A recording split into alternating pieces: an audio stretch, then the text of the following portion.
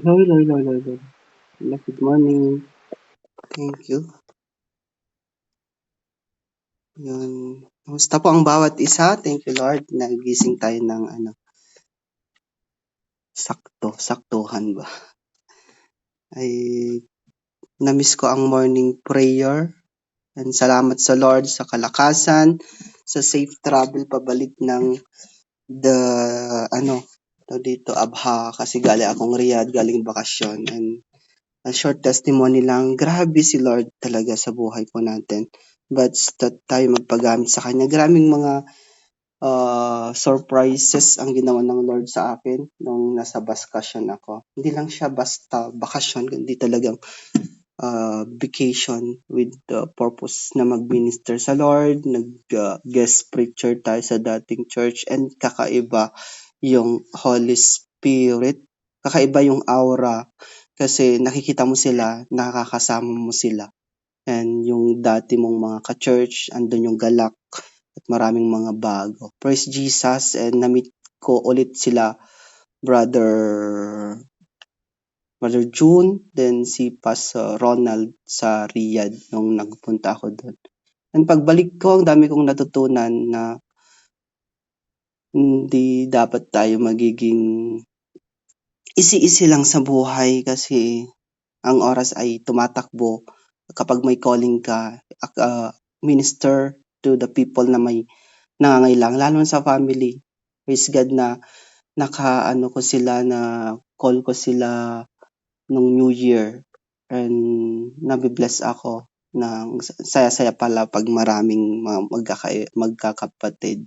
Dun ko na-realize na ganito pala ang buhay, ganito pala yung purpose na inaano ng Panginoon sa atin, ini-impress. Kahit na minsan may yung family, pero andun pa rin talaga. And I pray, always pray to the Lord na lahat kami ay makakilala sa Panginoon. And yon, ang dalangin ko talaga everyday. And praise God sa bawat isa. At ngayong umaga, oras na ba dyan? Happy New Year pa rin kasi January pa, bagong taon, bagong tayo, bagong ikaw. Pero ang topic po natin ngayon is commit or complain. Pwede mong i-type dyan sa comment section or sasabihin mo sa sarili mo, magko-commit na ako ngayon sa ngayong 2024. Or kung ikaw ay nakapag-commit na, sabihin mo sa sarili mo o i-type mo na, magko-commit pa rin ako ngayong 2024. May mga slide dyan na may magpapasa ng slide. Ang teksto po natin ay sa Psalm 37, 5 to 6 and 34 to 40. Ayan, praise God. Sino yung nagpapasa? Yon, sabi niya diyan, dito na ako magbasa. Hope in the Lord. 34 pala to, wala yung 6. Commit your way to the Lord, trust in Him, and He will do this. He will make your righteous reward shine like the dawn, your vindication like the noonday sun. At sabi niya sa Psalm 34 to 40, hope in the Lord and keep His way. He will exalt you to inherit the land. When the weak are destroyed, you will see it. I have seen a weak and rootless man flourishing like a luxuriant native tree, but the soon passed away and was no more. Though I looked for him, he could not be found. Consider the blameless, observe the upright. A future awaits those who seek peace, but all sinners will be destroyed. There will be no future for the weak. The salvation of the righteous comes from the Lord. He is their stronghold in time of trouble. The Lord helps them and delivers them.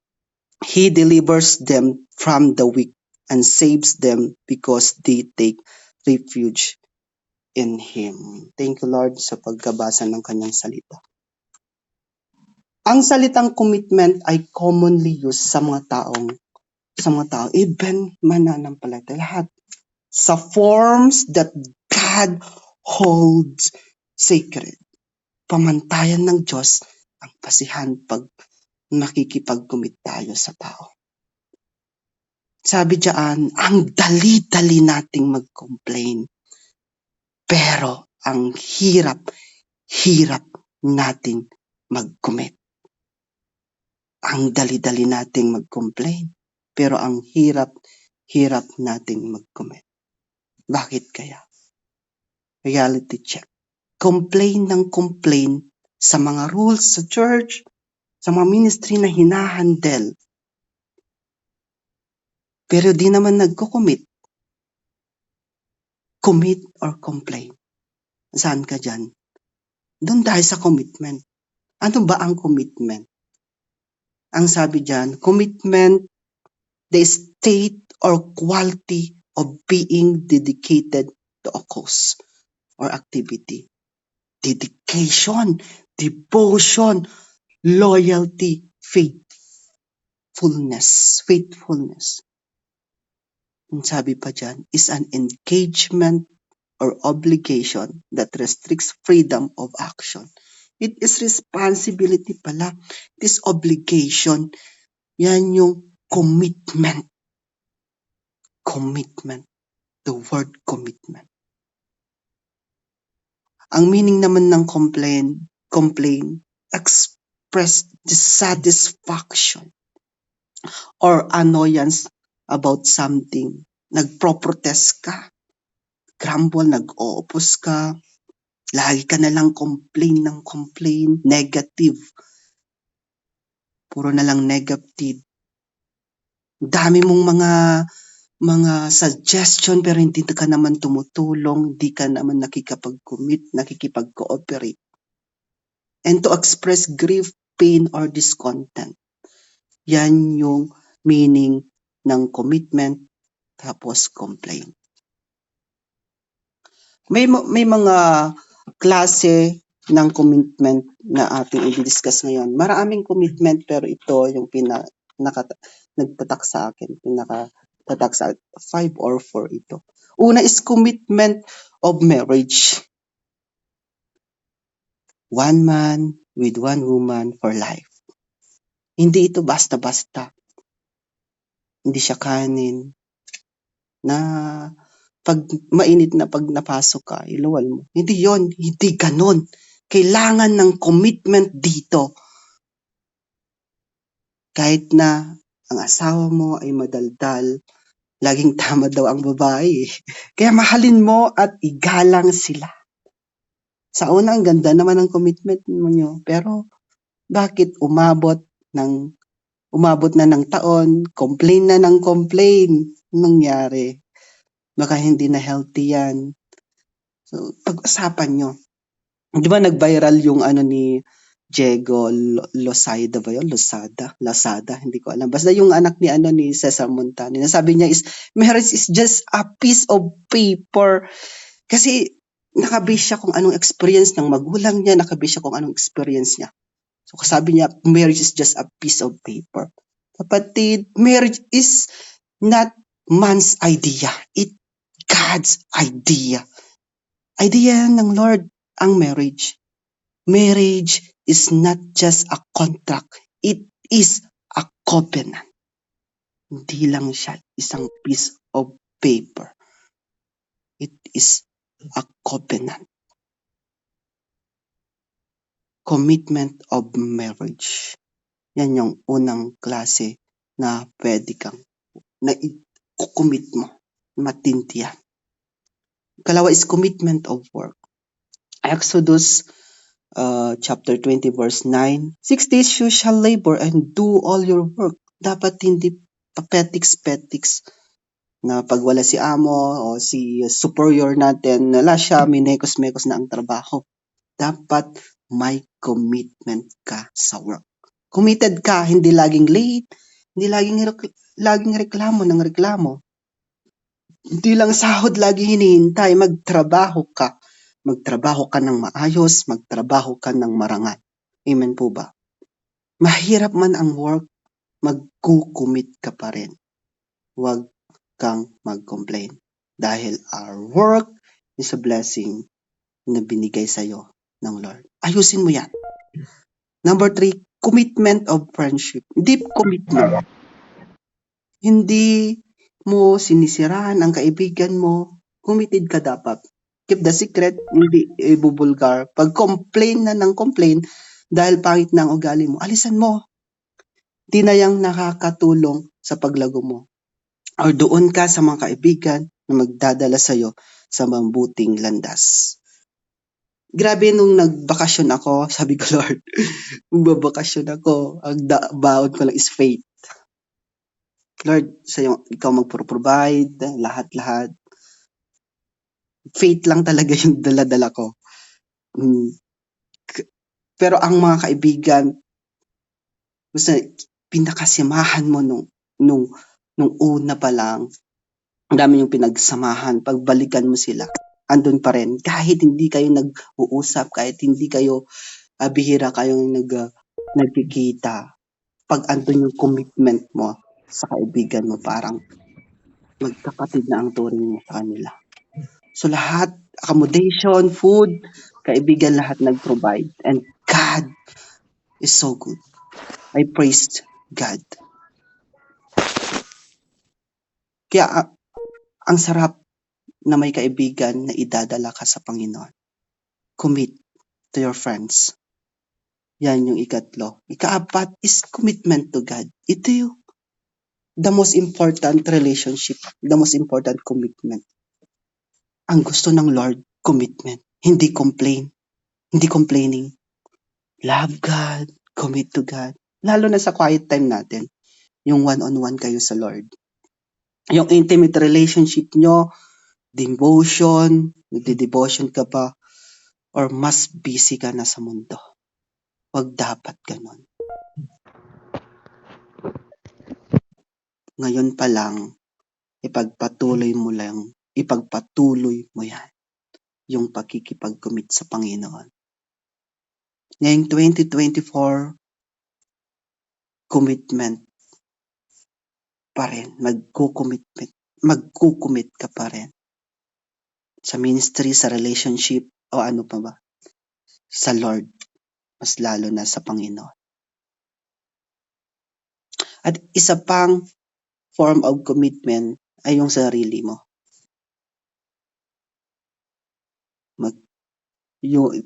Yung me generation, they are focused sa pansariling commitment lang. Baka hindi ka ayos, tapos nakikipag-commit ka sa iba. Sarili mo, hindi ka nga nakikipag-commit, di mo na ayos. Paano mo i-handle? Paano ka makikipag-commit sa iba kung ikaw mismo hindi ayos? So, ayusin muna ang sarili. Sarili muna. Kasi minsan, sarili natin ang laban natin. Di maayos. God will restore you. Hindi mo magagawa isang bagay kung di ka mag-move. Parang tinitignan mo lang, hindi mo ginagawa. Hindi yun tama. Ang illustration ng commitment, yung walang burden. Walang burden pag naglilingkod ka. Kasi ang Diyos ang pinaglilingkuran mo, hindi ang tao. Mas excited kang mag-church, mas excited ka makipag-fellowship sa iba. Kasi makipag-fellowship sa Lord. Kasi si Lord ang goal mo at ang purpose mo. Siya yung center of your worship, hindi ang tao. Amen po ba? Ang tinuturo sa atin ng banal na kasulatan ngayon na nais ng Diyos, na italaga natin ang ating sarili at ang ating mga paraan sa Kanya. Ang ating pinakamalaking tagumpay at kagalakan ay dumarating lamang sa isang malaking pangako sa Kanya. Itinuturo din nito sa atin na ang commitment na tinutukoy ng Diyos ay iba sa paraan ng pagtukoy nito sa mundo. Bago tayo dumako sa main points po natin, manalangin po muna tayo. Amang banal, maraming salamat Panginoon. Ikaw ang Diyos na aming pinagkukumitan, O God. And Lord, I ask wisdom, knowledge, and understanding sa bawat isa, O God. And gamitin mo ako, Panginoon, as a vessel of your word, O God. Thank you, Lord. Salamat, Panginoon, sa pagpapala. Every day, every gising is a blessing, O Lord God. Lord, committed heart, humble heart, servant heart, Lord, ang dalain po namin sa inyo, O God. Sa umagang ito, may kakausapin ka, may babaguhin ka, may ire-remind ka, O God. Lalong-lalo na ako, Lord Jesus. Salamat, Panginoon, sa iyong salita na nagpapalakas po sa amin, nagbibigay, Panginoon, ng direction, O Lord Jesus, kung anong ang aming lalakaran ngayong taong ito at susunod na taon, araw-araw, minuminuto, segundo, O Lord God. Lord, we ask your presence, O Lord Jesus, sa araw na ito, sa pagkakataong ito, O God. And we rebuke all kinds of evil works in Jesus' name. Thank you, Lord. Thank you, Jesus. Thank you, Holy Spirit. In Jesus' name we pray. Amen and amen. Yan, ang main points po natin ay una is commit your way. And number 2, papasa dyan yun. Commit your way. Under commit your way is turning to the Lord, trusting the Lord, tested of the Lord. And number 2 is control your will. A timely, not late. Be thanks to the Lord. Umpisahan na po natin. Commit your way. Psalm 37, 5a. Commit your way to the Lord. Yung kaparaanan mo, dedicate your way to the Lord. Ipasya mo, ipangako mo, italaga mo, kanino? Sa Lord dapat. Psalm 37, 5a. Commit your way to the Lord. Paano mo ito magagawa? Sa pamamagitan ng letter A, turning to the Lord. Bumalik sa Lord. Bumaling sa Lord. Before we commit our way, we must commit ourselves. Before we commit on our way, we must commit ourselves. Fix yourself first before commit your way and turning to the Lord. Hindi pwedeng committing yourself alone. Di mo kaya yan. Need mo to commit to the Lord kasi siya ang magbibigay ng kaparaanan. Submissive, surrender sa Lord at magagawa mo yan. Maayos mo ang sarili mo. If you commit your way sa Lord, you are safe. Safe from what? Sin. Maliligtas ka sa pagkakasala sa kasalanan. Proverbs 3:5-6 ang sabi diyan. Trust in the Lord with all your heart and lean not on your own understanding. In all your ways, submit to Him and He will make your paths straight. Amen. Commitment ay hindi lang patungkol sa magbe-benefits ka, magbe-benefits ako dito. Commitment is kung ano ang expectation ng Lord na gagawin mo with action. Hindi lang puro ka commit ng commit. May tendency na magiging hypocrite ka na. #commit ng commit, wag sanang maging hypocrite. Nang sabihin ng ating Panginoon ng go, hindi niya tayo hinihiling na maupo at suriin kung ano ang mga pagkakataon na tayo ay babalik.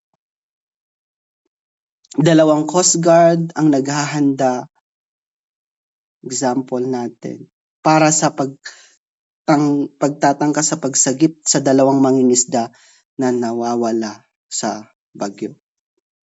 May sumigaw sa kanila, wag kayong lumabas dyan, baka hindi na kayo makabalik. Sumagot ang isa, sa mga tanod, hindi na natin kailangang bumalik. Ngunit kailangan na nating umalis. May action prior to commitment. Tingnan mo ang sitwasyon. God lead us to take action. Huwag laging commitment, baka ikaw ay mapahamak na. Take action and go as God says to you. Kung ano ang instruction ng Lord, dun ka. Hindi sa sarili mong action, but God instruction. Hindi pala kaya ng puwersa niyong magsagip, pero pumunta ka pa rin. Mas malakas yung bagyo kaya sa'yo. Kung kailangan mo ng action na umalis, then tumawag ng mas maraming puwersa para masagip mo sila. Take as action, as God instruction to you. Ang committing your ways to God ay hindi rin nangangahulugan ng kawalan ng activity. Hindi ito nangangahulugan na uupo ka lang at hintayin ang Diyos na gawin ang lahat ng ito. Ang ibig sabihin nito ay magpahinga mula sa pag-aalala.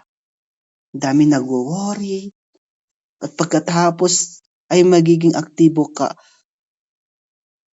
kasangkot sa pagsasanay sa ating kaligtasan na may takot at panginginig. Nasabi niya sa Philippians 2:12. Therefore, my dear friends, as you have always obeyed, not only in my presence, but now much more in my absence, continue to work out your salvation with fear and trembling. Sa ministry break mo, magpahinga ka, dapat ang gagawin mo is magpahinga ka sa presence ng Lord. Hindi ka babalik sa dati mong self, sa old self mo. Hindi ka babalik doon. Pag na feeling mo na burn out ka na sa church, huwag kang umalis. Magpahinga ka lang saglit. After ng mare-restore ka, mafe-feel ka na naman balik ka ulit, maglingkod ka, mag-commit ka. Kasi baka mayroong binibuild sa'yo ng Lord, tinuturo sa'yo ng Lord. At pinapakita sa'yo ang vision. Bumalik ka to edify the church, to edify the body of Christ. Ang pagtalikod sa Panginoon sa iyong mga paraan ay nangangahulugan na tayo ay nagpapasakop na sa Kanya, sa Kanyang kalooban. Kaya wag mag-complain kung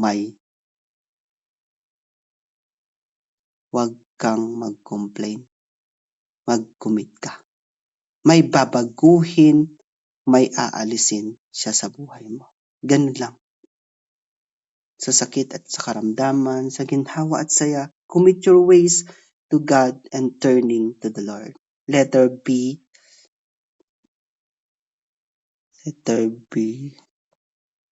Letter C na si Sislab. Saan yung letter B? Hanggang conclusion na yata itong pinasa. Letter B, trusting the Lord. Magpagtitiwala sa Panginoon. Trust in Him. Psalm 37, 5b. The two elements go together ay yung trust at commitment. What you trust, you will commit yourself to.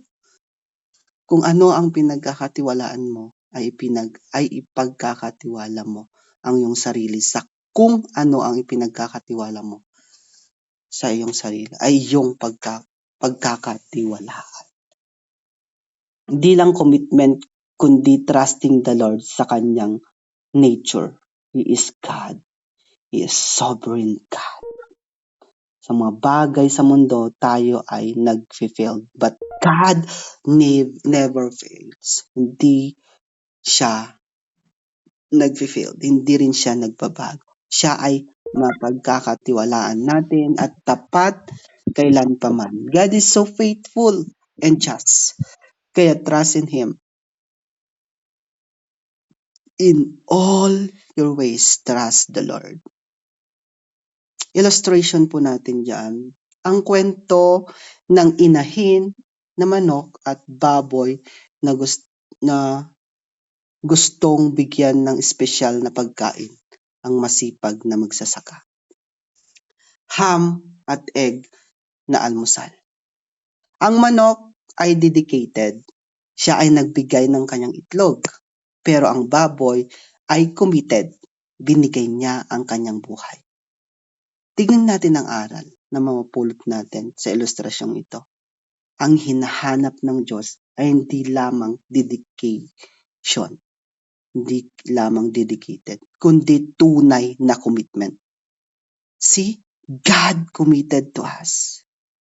He gave His life, katulad ng yung manok, yung baboy, binigay niya ang buhay niya. Hindi ko alam kung anong process, nilitsyon, lahat kung anong.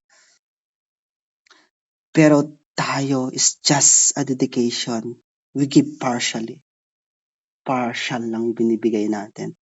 Yes, sabi nga, take up your cross and follow me. Commitment ang hinahanap ng Lord sa atin. Hindi ka lang dapat dedicated, committed ka rin dapat sa gawain ng Lord. Sa relationship mo, sa lahat ng aspeto ng buhay. Dahil only commitment is going to real change the world. See, tested of the Lord. Sinubok ng Panginoon. Psalm 37:5, 6. Ipasa mo lang, Sis Love, magbabasa ako dyan. 37:5c. Ayun. And He will do this. Shine like the dawn. He will make your righteous reward shine like the dawn. Once na pinakita natin na committed at trusted tayo sa Lord, God shows kung sino tayo sa Kanya. Ipapakita ng Diyos ang mga bagay na mararating ng mga sumusunod sa Kanya. Sa mga bagay ay dapat mapurihan natin ang Lord. Sa kabila, despite in spite na marami tayong pagsubok sa buhay. God tested us and assured us the way of salvation. Maaring ang iba nawiwirduhan sa atin, lalo nang hindi mananampalataya. Pinagtatawanan tayo kasi imbes na mabawasan ang pagsubok natin dahil nagtiwala tayo sa Panginoon, mas dumami pa daw. O pansin nyo, nung naging Kristiyano tayo, mas dumami yung ating pagsubok. Pero God shows to people na tama ang tinatahak nating landas, ang pamumuhay ayon sa kalooban ng Lord. Doon ka sa mahirap na kasama mo ang Lord. At the end of this race, we will shine. We will win the battle. Amen. Mahirapan ka man, okay lang. Kasama mo naman ang Diyos sa journey mo. Sa paghihirap, sa pagginhawa, success, victory, kasama mo ang Lord. Verse 6, ang kabutihan mo ay magliliwanag katulad ng araw kung tanghaling tapat. Illustration dito, yung si Chrysostom, mababasa po natin yan sa church history. Ang ni Chrysostom is the ancient church father. Example ng tunay na Kristiyanong katapangan. He stand sa harap ng emperor. Sabi ng emperor, aalisin ko ang kayamanan mo kung mananatili ka pa rin maging Kristiyano. Tinakot si Chrysostom. Tataboy kita, sabi pa niya. Pero ang sagot niya, sabi niya, ang sanlibutan ay tahanan ng aking Ama. Hindi mo ako maitataboy. Grabe yung faith ni Chrysostom. Isa lang siya. Sila Paul, marami. Tinawag siyang voice of faith. Hiwalay mo man ako, sabi niya, hiwalay mo man ako sa mga kayamanan ko dito sa lupa, kailanman hindi mo ako maihihiwalay sa Diyos. At tulad din ng buhay ni Job, God tested Job, pero he stand firm sa faith niya. Sila, Stephen, di ba? Nawala, si Job nawala sa kanya lahat at the end, na doble ang balik na nawala sa kanya. Sinubok ng Panginoon, matatag pa rin na nagpatuloy sa kanyang pananalig. At pinakita niya na mabuti at tapat ang tunay na Diyos. Commitment. Mag-commit pa rin ako ngayong 2024.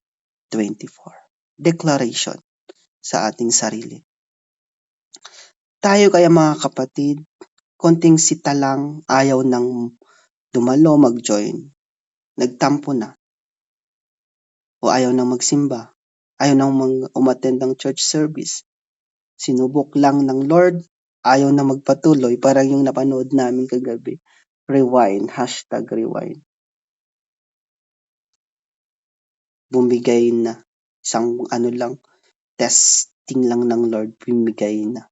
May magpatuloy ka pa rin kapatid, manatili ka lang sa Kanya at Siya na ang makikipaglaban sa laban mo. Exodus 14:14. We will fight for you, for us. At ang gusto lang ng Panginoon ay manatili tayo. We need to be still. Kung may Lord tested, meron ding Satan's tested. Every day, every minutes, sinusubok tayo ng kaaway at kalaban. Don't deceive, be aware sa kasinungalingan ng Diablo. Huwag masilayo sa offer ng mundo, sa offer ng kaaway. Hindi yan tatagal. Ang iyong commitment ay tatagal sa pagsubok ng panahon kung ito ay totoo. Ulitin ko, ang iyong commitment ay tatagal sa pagsubok ng panahon kung ito ay totoo. Amen. Totoo po yan. Totoo po yan mga kapatid. Second point po tayo.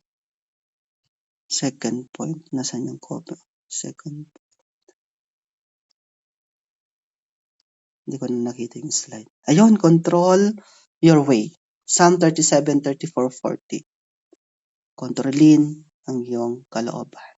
Timely, not late. Psalm 37, 34. Wait for the Lord. How? By keeping His way. Very timely ang Lord, hindi late, hindi nahuhuli. Amen? Ang Diyos ay hindi nahuhuli. His time is perfect and timely. Sa paghintay, control your will, allow the will of God. Kalooban ng Lord ang matutupad, hindi kalooban mo. Sundin ang kanyang mga kaparaanan habang naghihintay. Sa paghihintay, hindi lang nakaupo ka literal, dapat may gagawin ka. Be faithful in waiting. Iba-iba ang sense of timing ng Diyos sa atin. His timing is for eternal, panghabang buhay. Sa atin, temporal pansamantala lang. Ang Diyos ay hindi nahuli. His time is perfect and timely.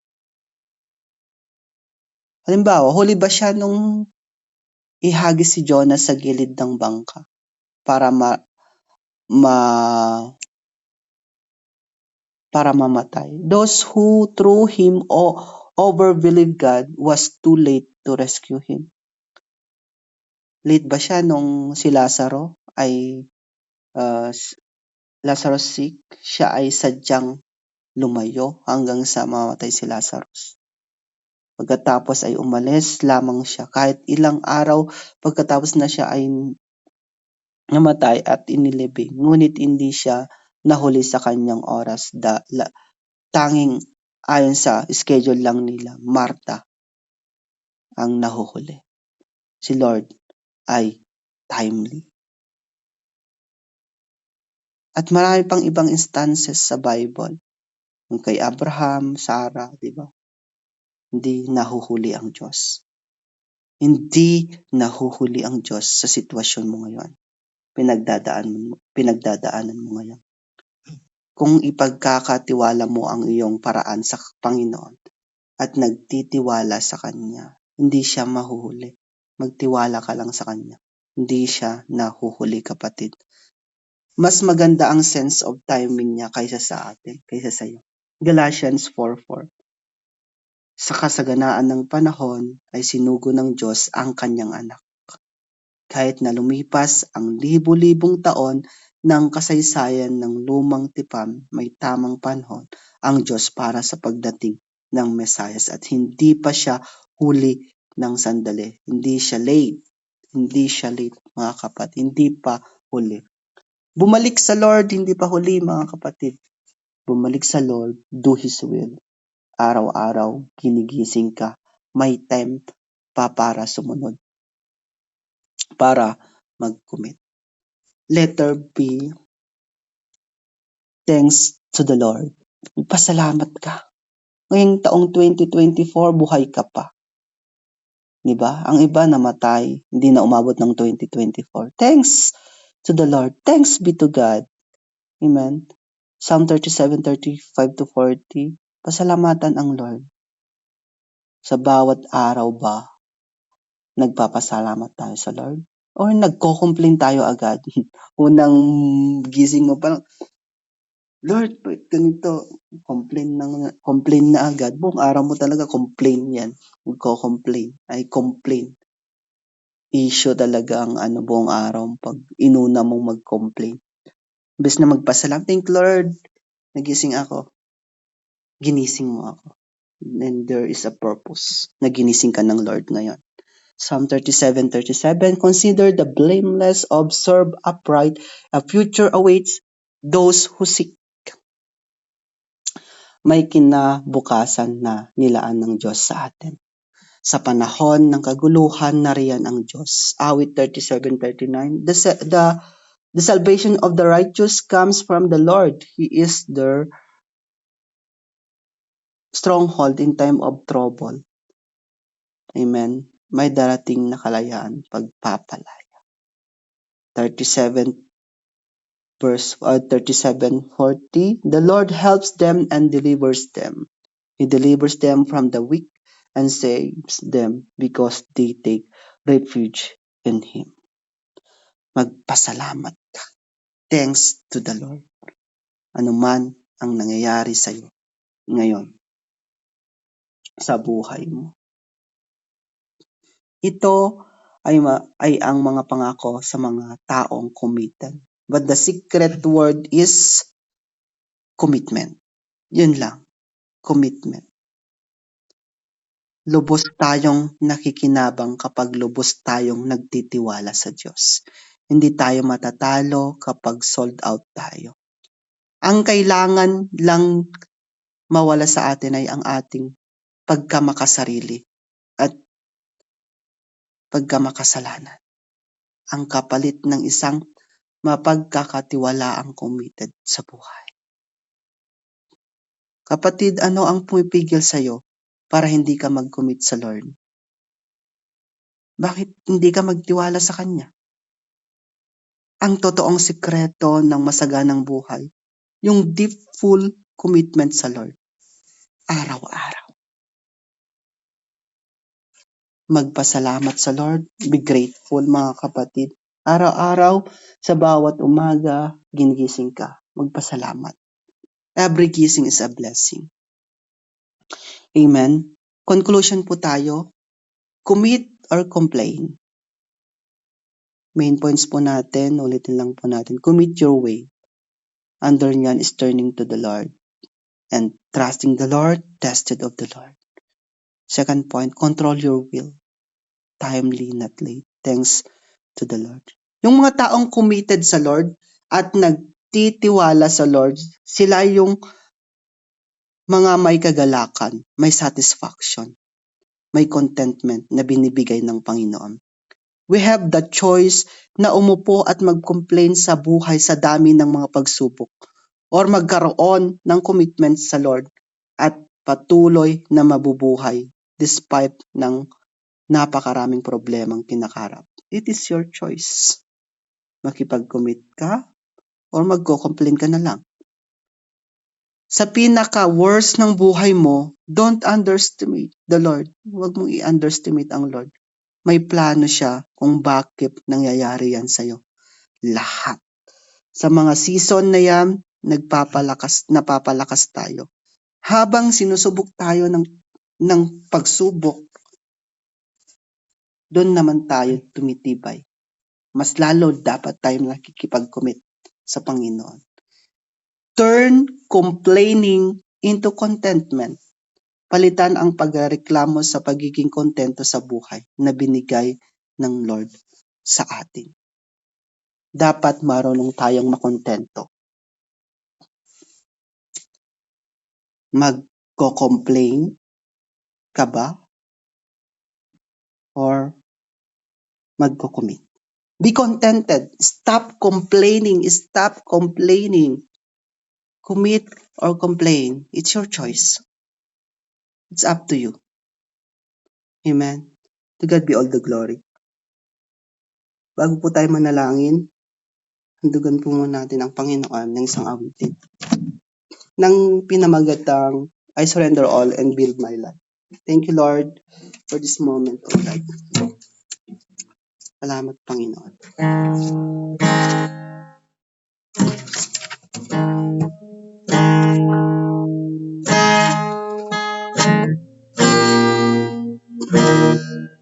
Your ways are higher than mine.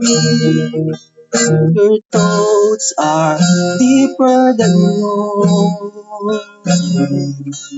Your love is richer than gold. Your plans are greater than gold. Jesus is the name above other names. Jesus is the only way to save. For you've ever read, for you've ever read, we live for you. We live for you. All I can do is to bow unto you. All I can do is to lift my hands to say to you. And holy, there is no one like you, there is none beside you. Open up my eyes in wonder and show me who you are and fill me with your heart and lead me in your love to those around me. Lord, I surrender, I surrender, I surrender. Lord, I surrender, I surrender, I surrender.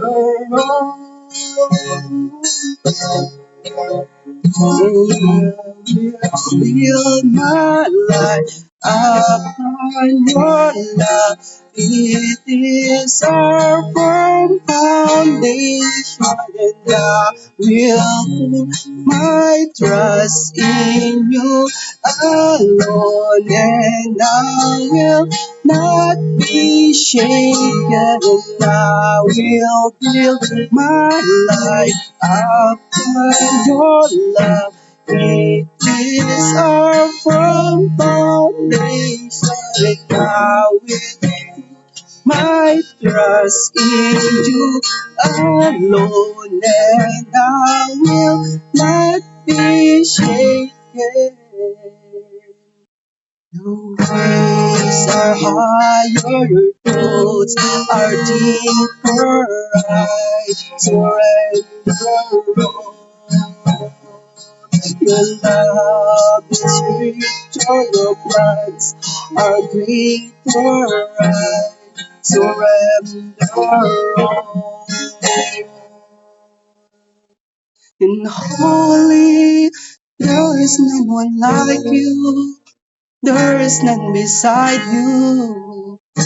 Open up my eyes in wonder and show me who you are and fill me with your heart and lead me in your love to those around me.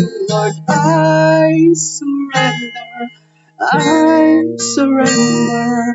I surrender all. Lord, I surrender. I surrender. I surrender all. Holy, there is none one like you. There is none beside you. Open up my eyes in wonder and show me who you are and fill me with your heart and lead me in your love to those around me. Lord, I surrender all. Lord Jesus, we praise you, O God. We magnify your name, Lord Jesus. We surrender all to you, O God. Lord, magkukumit po kami, O God. Patuloy kami magkukumit sa iyo, Panginoon. We put our eyes unto you, O Lord God. Build our life, O Lord God. Thank you, Lord. Thank you, Jesus, O Lord. Maraming salamat po, Panginoon, sa iyong salita na nagpapatibay po sa amin, Lord God. Lord, we praise you, O Jesus. Sa lahat ng mga nakakinig, Panginoon, yung salita, O God. Lord, touch, Lord Jesus. Ipuin mo sila, O Lord Jesus. Na ngayong 2024, Lord, mag-start sila o magpatuloy sila, O God. Mag-commit or mag-complain. Lord, touch them, O God. Lord, turuan mo sila, Panginoon, kung paano, Panginoon, mamuhay na ayon sa iyo, O God. Build our life, O God. We surrender all to you, O Jesus. Salamat po, Panginoon. Salamat, Lord. Pagpalain mo ang bawat isa. I speak blessing upon blessing. I speak provision upon provision. I speak restoration, Panginoon, sa bawat isa, Panginoon. Lord, i-build mo ang character. I-build mo ang commitment nila sa relationship. I-build mo, Panginoon, lahat ng aspeto sa kanilang buhay, O God. Thank you, Lord. Thank you, Jesus. Thank you, Holy Spirit. Andun yung committed heart, humble heart, dedicated heart, O God. Servant heart sa iyo, Panginoon. Salamat po, Panginoon, sa iyo po, Panginoon, pinagkakatiwala ang lahat ng ito. Sa iyo ang kapurihan, kadakilaan, papurit, pagsamba. In Jesus' name we pray. Amen and amen. Thank you, Lord. Salamat po, Panginoon. Back to you. Ayan, praise God. So, dako tayo sa ano po. Lord to God po. Thank you po, Brother